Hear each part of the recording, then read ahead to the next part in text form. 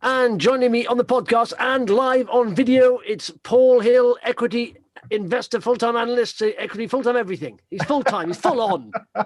Paul, full on Hill. Yeah, morning, Justin. Excellent introduction. You are quite full on, though. You know, you've got a lot of energy. And, coming from a man like you. No, I got a lot of energy. So, do you have downtimes though? I've never seen you have a downtime, a low energy day. Do you have do you sometimes wait? Because sometimes I do have enough of stocks to share. Sometimes I wake up and I think, do you know, if you have a bad day or bad week in the markets, and you lose a bit of enthusiasm, it comes back quite quickly. But I do ever have those days where you think, do you know what? I'm not into this today. No, I don't know. Actually, I don't know that very often. I think it's a drug. I know, that's a condition you've got there. I think it's an addiction. Yeah. No, do you know what? I'm never not into it. I don't know what. No, sometimes when you're, something doesn't go to plan, do you sometimes look at it and think maybe what I'm doing is wrong? Even though I've had years of sort of doing quite well in the markets, I often question. I suppose it's a good thing having a company as a loss. Is it good to reevaluate your plan? Do you think? Oh yeah, I do it all the time. I mean, when it comes to sort of questioning yourself, I mean, one of my biggest actual, should we say, not problems but issues, is that I actually do sort of like beat myself up, perhaps sometimes a bit too hard about the good decisions. But I need to go through the pain to be able to sort of cleanse it out and learn and take the lessons. And it can take some time, but yeah, I think you really do need to sort of reset the bar and have a good look at what you've done if you've made mistakes. Because if you don't do that and have a hard look at your decisions, then you're never going to improve. Yeah. And I've got a filter, right? I also always adjust it. It's like every now and again you make a mistake. And I think I've always said it's quite easy to make rules. It's a lot harder to stick to them, and because it's quite an emotional game. When you're dealing with money, it's very emotional, because of course money is pretty much, it's how you live your life. If you haven't got money, it lessens your options if you get less money you have. So, it's quite an emotional thing. I often find all mistakes I tend to make are emotional ones. The ones that I haven't written down. I write down the rules in the cold light of day, and they make a lot of sense. And then all of a sudden, I break one of those rules blatantly, and I make an excuse about it to myself. And I think, why did I do that? And it comes and bites me in the backside, What did you make of the news this morning from Salt Lake Potash with the big fundraise? Because it was a tremendous amount of money they raised. Are you going to put some cash into the placing? No, because this is what I'm talking about. Tony's on the podcast today, and one of the questions I'm going to ask him is: last time he came on, he said he had no more plans to fundraise, fully funded to Lake Way production, and one of the questions was, so what's changed? What's happened? And he only raised $200 million. Yeah, a while back, but no, this time it's 50 million. So, but that was. But it was $130 million of debt, wasn't there? Yes, that's what that's for the financial close. This is what I think. Do you know, one of my filters now, and I will look at this, is basically avoiding resource stocks that need debt, and avoid debt pretty much. And whenever debt comes involved, it gets very complicated, And even I'm reading through that document, and there's several conditions that have to be met, and it's like that. It's like, I remember Warren Buffett saying, investing is not like Olympic diving. You don't get points for difficulty. Keep it as simple as you can, because there's enough risk out there as it is. You don't need to invest in companies with debt. You don't need. Can I make a recommendation, actually, Justin? Yeah. 6 weeks ago, you gave me a really big hard time for bringing up boring debt markets and loan markets. Have a look at the debt market and see whether on the small cap sector, whether it's expensive or not. And it still is. If you look at the actual leverage they took on Salt Lake Potash, it was 9% debt, plus they had an arrangement fee of, I think it was about 2.75, and then they've got unutilized facilities of 2. That ain't cheap. But that's what I'm saying. Even though the EBITDA figures are very good and all that stuff, that's what I'm saying. In my mind, I like to keep it simple. And when you get debt involved, like you say, there's all these structures, and you've got to learn about debt. Then, in fact, you have to. No, I don't, though. Do you know what? I've done quite well without even knowing anything about debt or the debt markets. And do you know what? I'm going to stay away from it because I don't need to. It's just an extra level of spreadsheetery that I don't need. Yeah. It's just. You don't have to. There are plenty of companies out there that don't have any debt. Yeah, I think I fall into the Sado camp then in that case, because I get quite a thrill of sort of understanding the debt side as well as the equity capital. Yeah, no. All I like, this is as simple as that. I want a company, right? And these are part of my filters. A company with IP, pretty much. They've got a patent or protected IP. They've got big growth markets that are commercial, that are trending up. That are getting bigger and bigger, and they have a good product of some way, and they got good growth. And that's what I pretty much like. And they've got all of a sudden they've got funding. They've raised enough money to get them through the next level where they will be cash generative. That's what I'm looking for. Those kind of things. Well, can I give you a second recommendation then? Go on. I have no debt. No debt. No, I had right now in Bowl. I've just added it this week on my filter list. I've added in the liquidity part, because my filter forms an acronym called schedules, and the L is for liquidity. I said avoid debt. You don't need to look at companies with debt. You don't need to. Well, I had a seminal moment. I mean, the reason why I raise it is because, and I've talked about it sometimes, I'm an investor in Northbridge Industrial. They came out with a trading statement this week, and I actually interviewed the CEO, Eric Hook, okay? And I've been following this business for a couple of years, 2 or 3 years, and I've put a reasonable size, full position in there, etc. But I strongly recommend you and any other investors have a look at this video, because I started smelling the coffee, and I am now even more excited about the actual company. And the reason is, and this is what next year, I mean, one step back, the shares were trading at 155 at the start of the year, and they had expectations for 2020, etc., to grow. The actual results from their trading update are going to be about the same, flat on what they exited 2019, and the shares are 85p. Now, the interesting bit is actually, as they go into 2021, they could have a much, much stronger 2021 than they'd ever envisage of having into 2020, and the shares are half the price. And the reason is why they got growth, and this is the interesting bit that people should have a good look at, etc., is that they've got 3 big growth drivers. First of all, they've got a huge amount of pent-up demand coming through the pipe through delayed projects. They've got extra big events happening like the Olympics, and their number 1 division is Kromek, which makes and rents out, but importantly rents out load banks which test power supplies, as in temporary power supplies and backup power supplies. And the biggest driver, the long term, this is what I'm really excited about, is that the world from COVID has done 2 things, okay? It's become more digitized, and it wants to continue with decarbonisation, okay? Which means we're going to have more green energy and renewables, okay? Now, the problem with green energy and renewables, as you rightly know, when it doesn't flipping blow a breeze, the wind farm stops, okay? Now, the UK has been replacing steadily its base load. And I used to be electrical engineering. Just watch my hands here, okay? Yeah. When I was in electrical engineering, if you listen to the podcast, his hands half up the screen. Oh, sorry. Good point. Yeah. Okay. When I studied electrical engineering, base load was about 85%. Okay, it's now significantly below, because essentially all the coal has been taken out of circulation, and what you get during a day, you get a peak in demand, and the only way they're servicing that currently is through gas, okay? And they've got renewables. Now, the problem they have, and this is, do you remember, cast your mind back 12 months ago, and there was a huge blackout in the east of England. The whole of London went down, hospitals and the railway stations and everything all disappeared. They didn't have any power, And the reason was because that peak power surge, they had simultaneously, the wind wasn't blowing, and one of the gas turbines went offline, meaning the half of the country went down. So what you're saying here, because you're putting on more intermittent, temporary power into a massive grid, a massive network, it's becoming more unstable, which says 2 things, okay?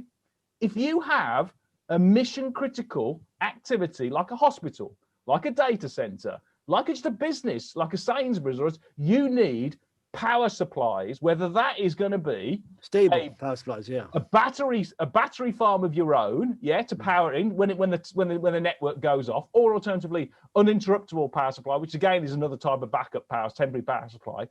Every single one of those needs to be tested and needs to be serviced by a load bank, who is in the number 1 position.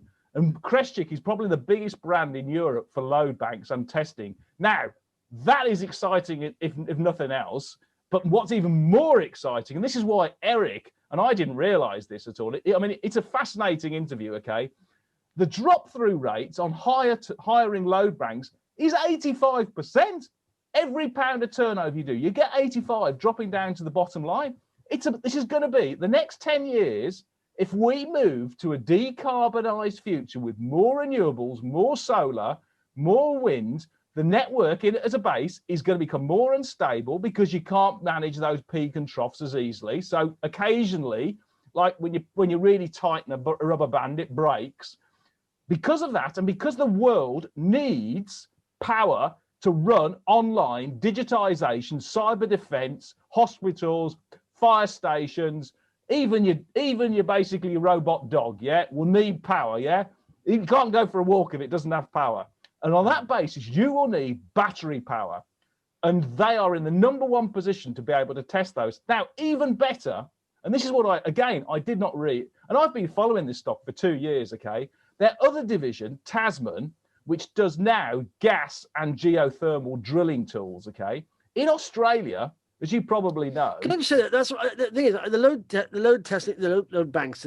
This is what confuses me. See, I like a one-story stock. Keep it simple. And this, to me, if one is really going to take off, because I don't believe you have two parts of the business that are going to go mega busters. Are they going to get rid of one part? You are the same skeptic like I was. Okay, I always thought Tasman and Crestchik had zero synergy value. Okay. And therefore, the Crestchik is a fabulous business. In my view, it's worth at least £1.50 on its own. Shares are currently 85, blah, blah, blah. But this is the beauty when you speak to these guys. They give you nuggets of information that actually just transform your view. And this is what I'm saying with Tasman, okay? In Australia, they are one of the most, they're not quite like Scandinavia, but they're moving towards a more environmentally friendly society because of all those wildfires, if you remember, yeah? Like over Christmas, everything was burning, right? Yeah. But they've got massive reserves of natural gas. Now, we know natural gas is far more carbon reduction or reduction measure than coal or anything like that. And the government want to use it. But what they're doing is they're actually going to make blue hydrogen. Now, I'm not talking about a triple X rated film here. This is not what you watch on a... I didn't say that. I thought I'd seen that before. Blue hydrogen is the way they burn natural gas, go through the electrolysis to create, effectively burn natural gas, create electrolysis, and through electrolysis and create hydrogen. And when they store hydrogen, the hydrogen is then used as an energy store and then gets converted by effectively a power supply, and the power supply then will be maintained by like the Crestchik, etc. But Tasman have got big contracts to already do all the carbon capture from that blue hydrogen burn and inject it into caverns down in Australia. So it becomes green. So you've got blue hydrogen that's turning to green hydrogen because you're burning natural gas and inject it into carbon capture. And that's what Tasman's going to be doing and is already doing in Australia. I'll tell you, these two businesses now have a real connection because they both reduce the carbon footprint of the world and keep the lights on, which is what. No. Listen, I'm looking for exposure to things. A couple of questions. Then, do they have debt? They do, and they have net debt of about 2 mil. But they in COVID, during this year, they've actually reduced their debt, as in like they've actually generated cash, even in a really sort of flat year.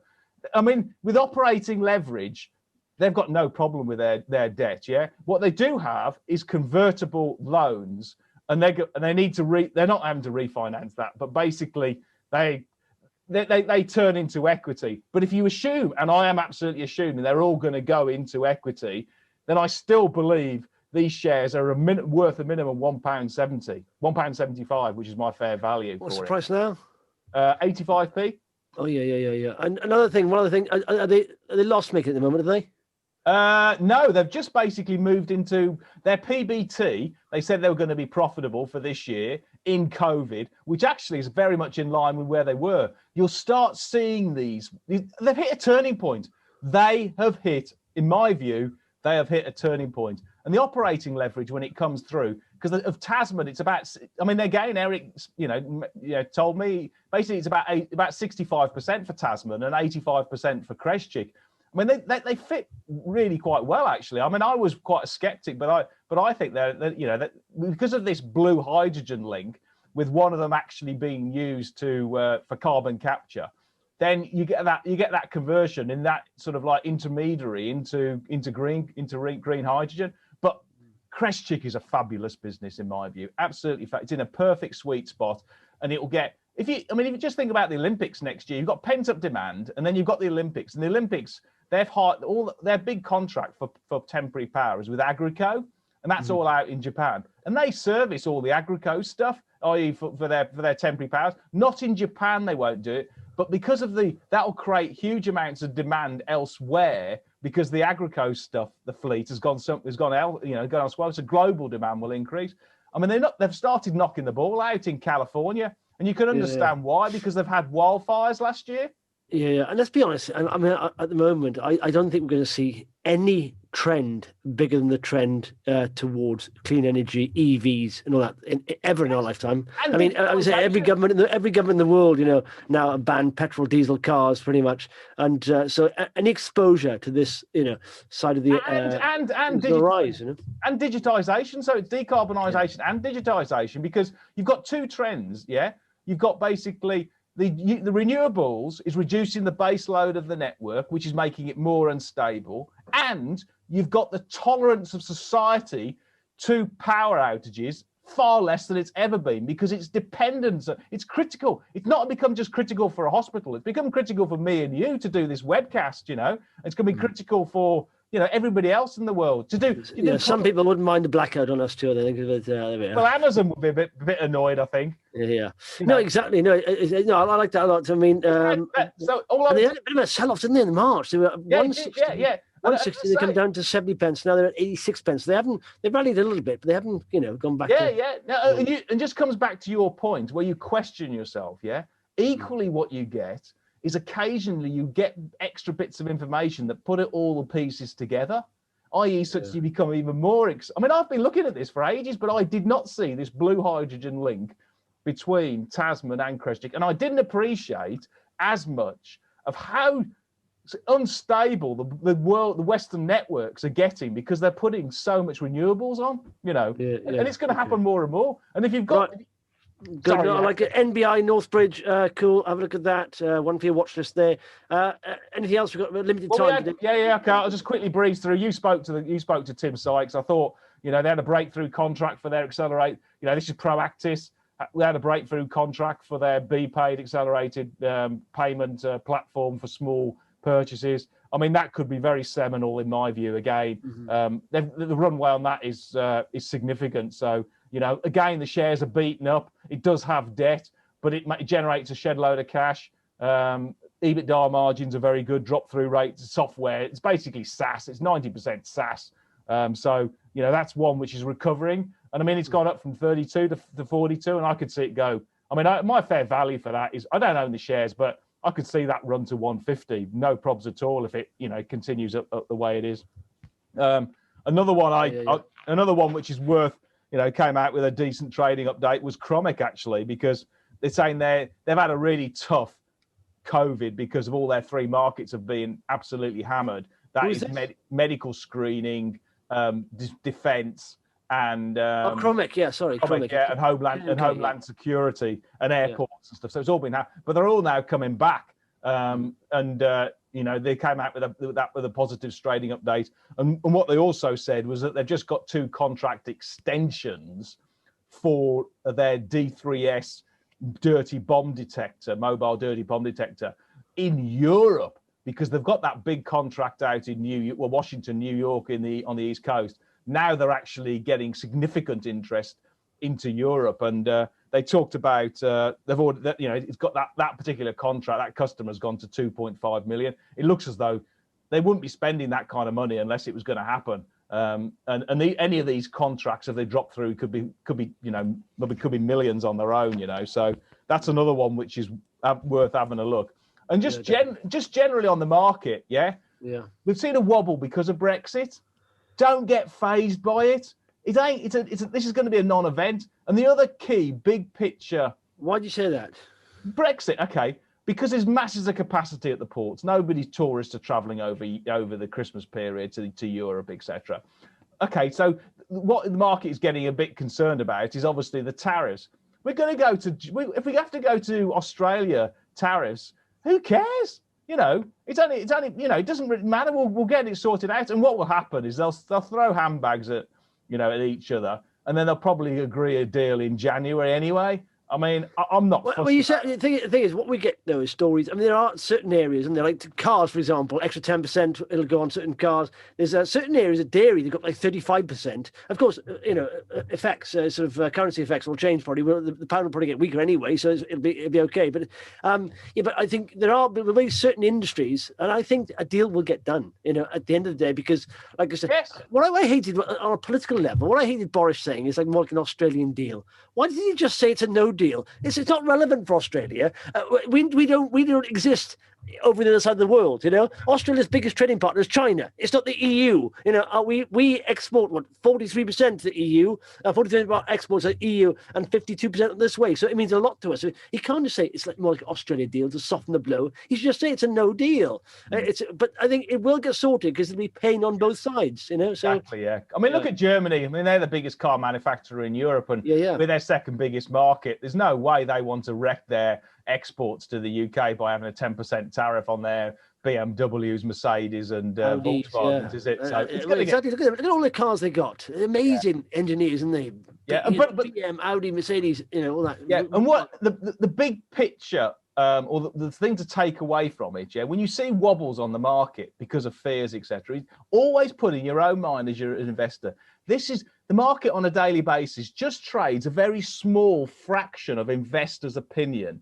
Most investors, 95%, 98%, are absolutely comfortable with it. All you see the transactions happening is the 1 or 2%, and it's because it's a market. That's how markets work. It can have swings, but overall, the actual vote of all the investors is we're going to hold and we're happy with it. It's only what you're seeing is just the 1 or 2%. It doesn't mean the value of the shares has gone down. It hasn't. The value hasn't. The price has gone down, but the value hasn't. And most investors still believe we're going to be absolutely fine.